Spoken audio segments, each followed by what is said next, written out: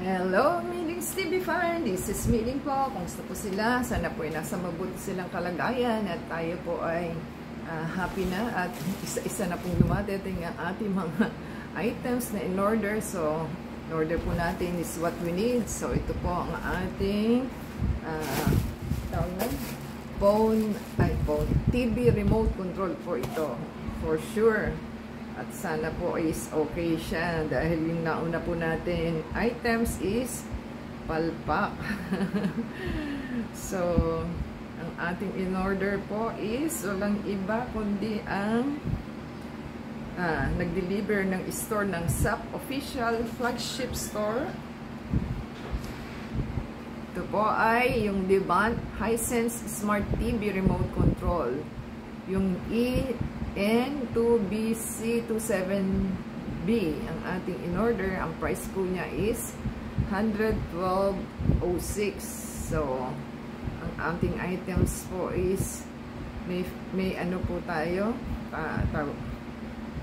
meron po tayong coins na less 560, may delivery charge po tayo, 38, and meron po tayong binayaran na 144.46. So, ito na po ating items. At siya po ay nakapapel. Papel lang yata ito. Pero naka-bubble wrap sa loob. So, abroad po ito galing. So, China po siya. Pero at least kahit pa paano, mabilis pa rin. At yan po ang ating items. So, hindi po natin alam kung tawag na? O okay o hindi. Dali lang po. So, hindi po kaya ng ating kamay ang ating items at ayaw niyang So, yan po ang ating items. Naka-bubble wrap, tapos naka-plastic siya. So, bakit ganon? Lahat po ng items na ito daw po yung remote. Pero hindi ito yung in-order ko eh. Naka-specify talaga siya. Bakit ganon? Seller. Kasi yung in-order ko is naka-specify na E2BC27D. Bakit ito ang ibinigay mo? So, yan po ang problema kasi ang in-order ko po is 2BC. Ano ba yan?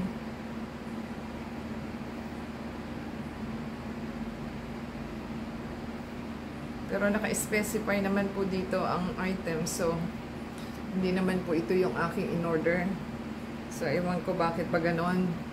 So, hindi po natin malalaman kung okay unless ito-try po natin siya. So,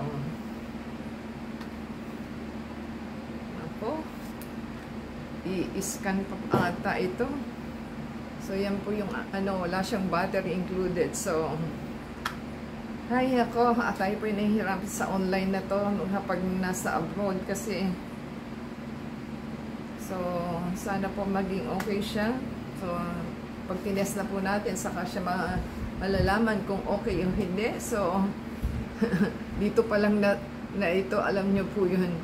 Diyan naka-specify. Pero yung sa aking in-order is only talagang specified lang doon sa aking items. Ay, nako.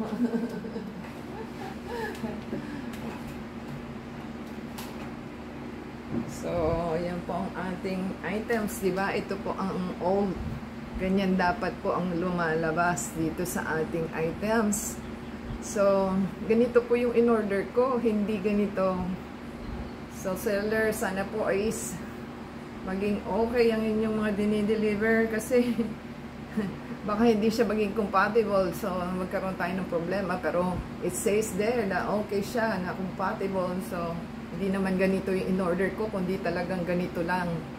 O yan po ang mga problema. Wala akong pagkakaintindihan. So, sana po maging okay ito.